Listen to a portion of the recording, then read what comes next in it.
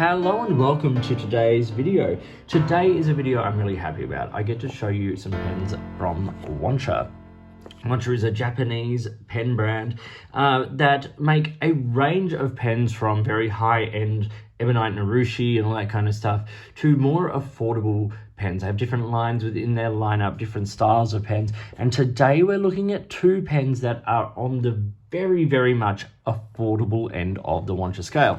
This is how the simple pens come packaged, and it's beautiful. It's a nice sort of wooden box. You get some information, all that kind of stuff. A couple of ink cartridges wrapped up in a little cute paper there, and the pen would sit in here.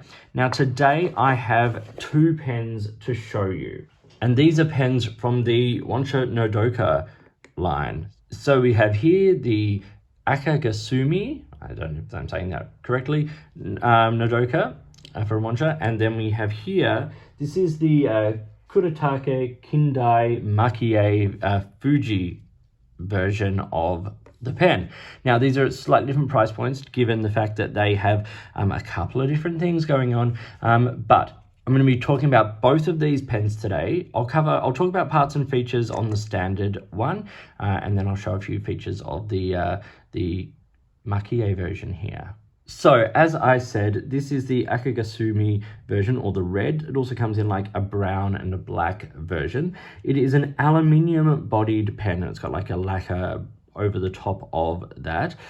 It is a very slim pen. It is a very light pen. And as I said, it's one of Wancher's more affordable pens. This particular pen retails at 55 Australian dollars. I have it here in the fine nib, and it's also available in a medium nib and also a Fude nib, or the Shara-Q nib, available from Wancher. So let's talk about the parts and features, and this is the same for both models, but we'll show the distinctive feature of the other one in a bit. So it is a simple rounded end there. The cap swells to that middle band where you get the some like little graphics of you know, the name and all those kinds of things. The clip is built in, and it's okay. It's a bit firm, but it does the job. A little set down onto the barrel where we get another gold colored ring, and then the body continues along and then tapers to another rounded end. It is a snap cap, and when you cap it and uncap it, you'll feel there's a little point sort of where it grips, just around there. And that is not my favorite feature of the pen, but it serves a purpose. So yes, snap cap, and reveals this section which has this little sort of grooved area around the top, and then a taper to the flare, and then the little Wancher nib there. And these nibs are made in Taiwan. All the pen is sort of constructed and everything in Japan, with parts made both in Japan and Taiwan. You unscrew the body of the pen.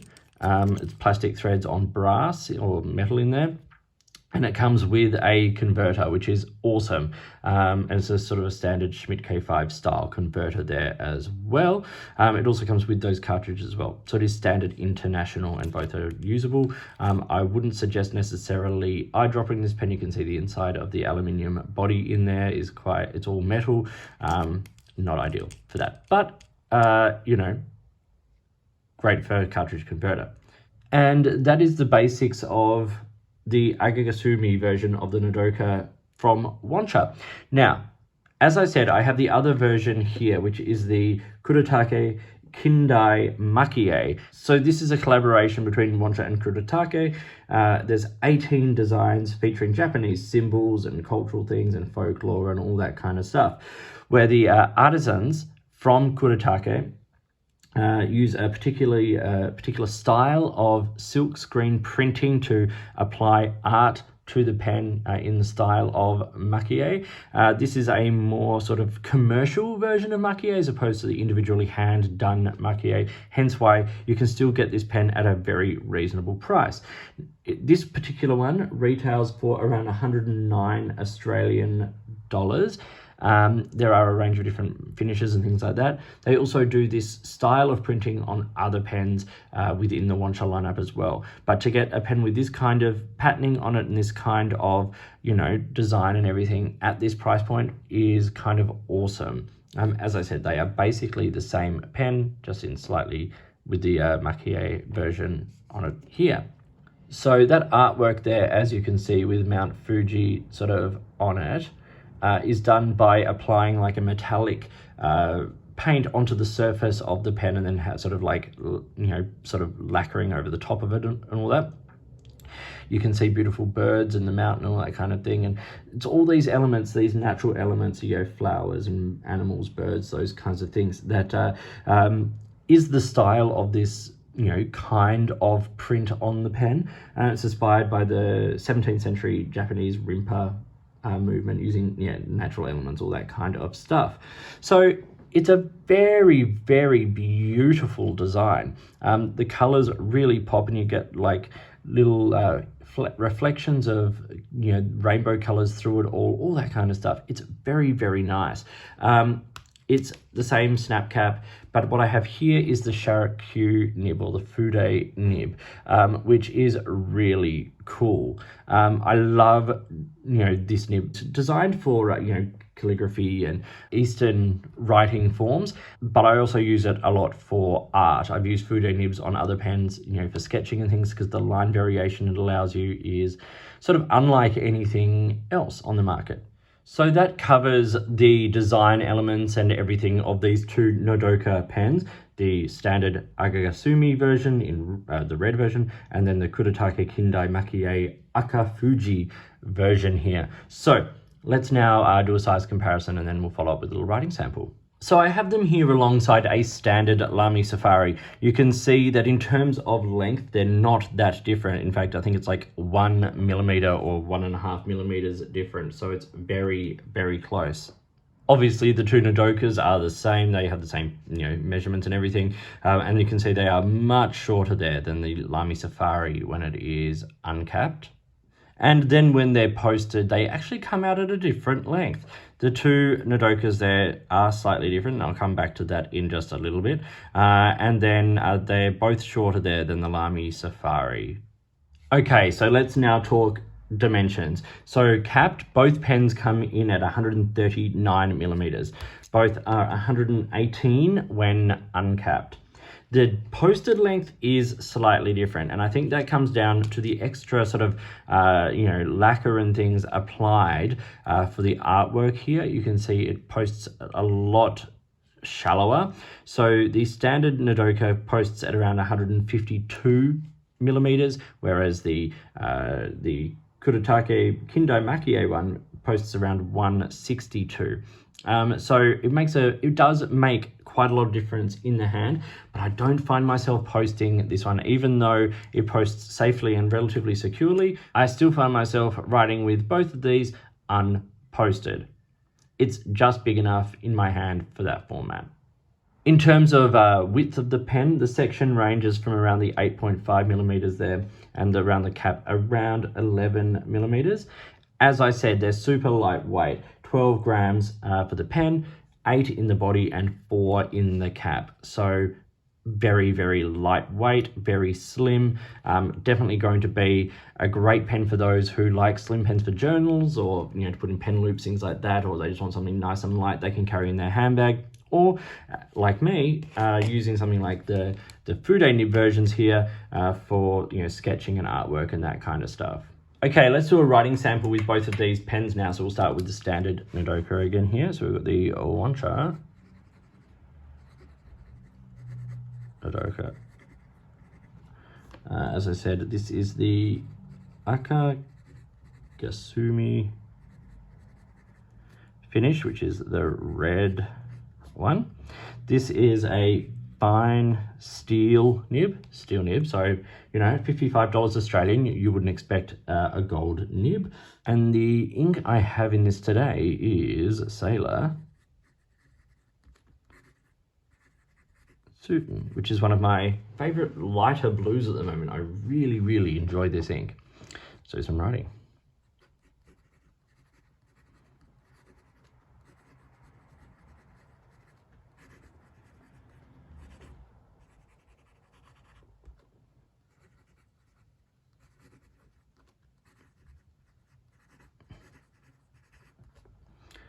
So this pen writes really, really well.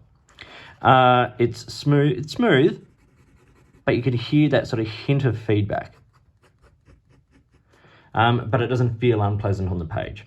Reverse writing is doable. It's not a flex nib. You can get a little bit of line variation out of it. In fact, a surprising amount with a lack of effort.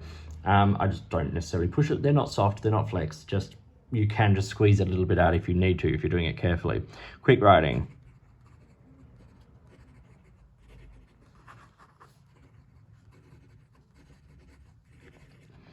Not a worry there at all. This is a beautifully tuned nib. Wancher take care of those kinds of things. You know, it writes generous amount of ink. It's a very, very pleasant writer for a relatively affordable and sort of a smaller, lighter pen. Let's now talk about this version, which is the Wancher Kuretake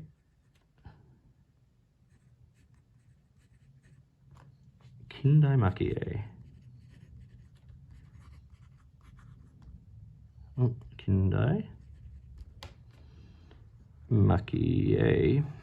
And this is the Fugi design. As I said, there are a number of designs. I think there's 18 designs in all, and this is the Fugi version, which is just beautiful, like absolutely gorgeous.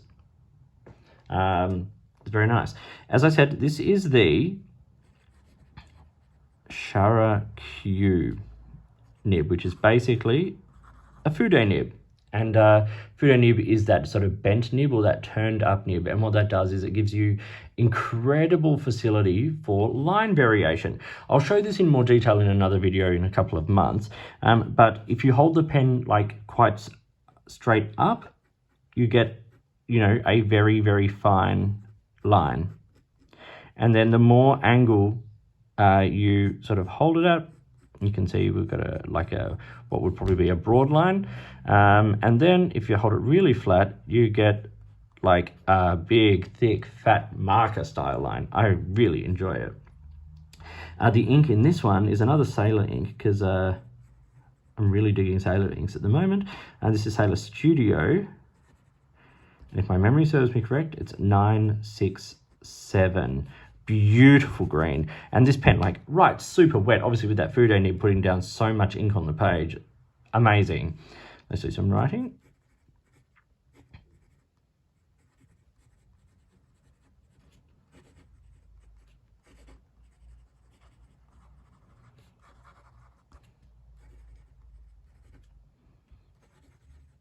Okay. Not an issue at all. It writes smooth at all angles. You know, it's beautiful. Quick writing.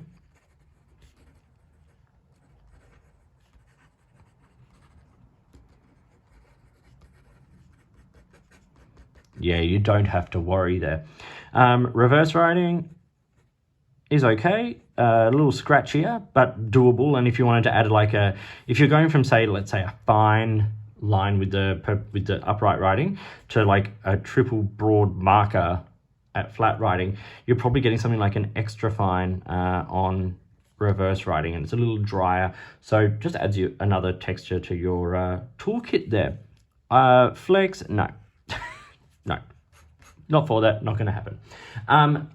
So yeah, you can see it writes absolutely gloriously. Both write absolutely beautifully. There's not a worry here at all for that. I do have some pros and cons, so let's talk about those for a bit. Okay, so let's start with the cons for this pen. So I'm going to start with something that is a neutral in a way, because it's going to be really dependent on the person, and that is the size of this pen.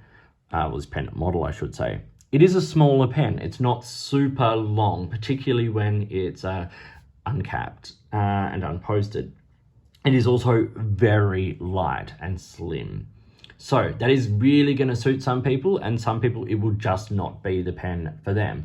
I think given the purpose, I like it. As I said, I have been sketching a lot with the Fude nib version.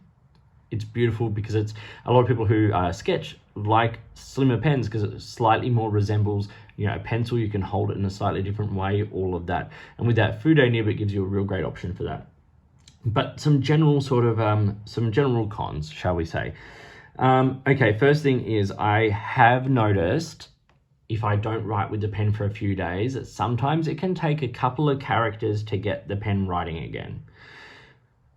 Just there's something in the seal of this cap, it's not ideal. And that's basically where my only cons are with this pen model, is in the capping, because like you can see on this one, it's quite a firm capping, whereas on this one, it's quite a loose capping.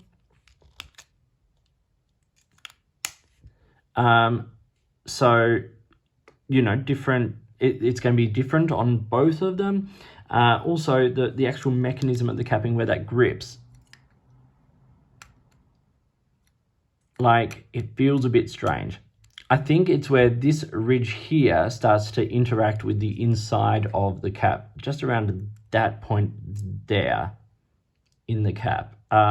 So it's then you feel it engage, go past it, and then it clicks in very, very nicely. But there are lots and lots and lots of pros, and this goes across both of these pens. So firstly, they write really, really well, like really well. The standard version, the posting is really nice. It posts at a very nice length and nice and light. I can use this absolutely posted, whereas I find that slightly longer version of the Kuretake version, which posts slightly shallower, just to be a little bit less comfortable or ergonomic. Also, it doesn't post as securely, which is fine because I need it just to post beyond, you know, there, and it doesn't affect the artwork at all. But generally speaking, very nice pens in the hand. The nibs write absolutely beautifully. Both of them. You saw it in the writing sample. Both are smooth, both are wet, particularly that Fude nib. The Fude nib gives you great options. As I said, I'll show that in more detail in a future video. I just want to do a little up close of it and show it, you know, with some measurements and things like that. But generally speaking, both write really, really well. I think the price of both of these is phenomenal. 55 Australian. Wancher are known for making higher end pens, but their middle range and their lower end range is actually really fabulous. They make amazing pens. This is one of those. It writes beautifully, it writes consistently, all that kind of stuff at 55 Australian dollars. And then to get a version of a Maki-E pen here for 109 Australian, and when I say a version of, this style of Maki-E is not sort of like full hand, you know, sort of done, you know, in urushi and then, you know, sort of lacquered and all that kind of stuff. This is a more sort of commercial version of Maki-E, using traditional techniques and everything, but done in a slightly more commercial way.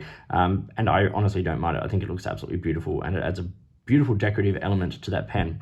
In fact, the artwork on this is beautiful, and the fact that it doesn't cap beyond that to sort of keep it nice and safe from capping is, I think, a great, you know, sort of plus. I also do love that Fude nib a lot.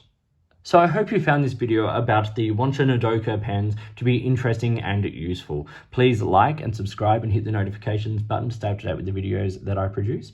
If you've got a way you'd like to support the channel, I would really love to hear from you. It's your support that makes this channel possible. As always, a big thank you to Wancher for sending these out for review. I'm so grateful for the support of Wancher. They make amazing pens.